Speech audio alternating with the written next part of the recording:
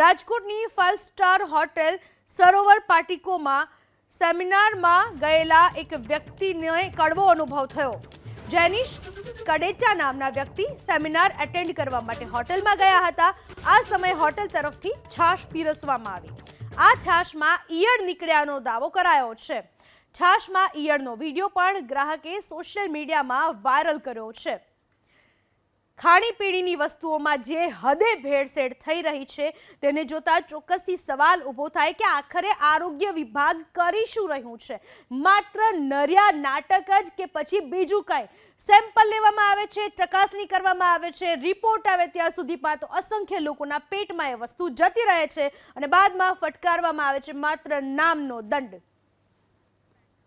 રાજકોટની 5 star hotel સરોવર પાર્ટિકોમાં સેમિનારમાં ગયેલા એક વ્યક્તિને કડવો અનુભવ થયો। જેનિશ કડેચા નામના વ્યક્તિ સેમિનાર એટેન્ડ કરવા માટે હોટેલમાં ગયા હતા। આ સમયે હોટેલ તરફથી છાશ પીરસવામાં આવી।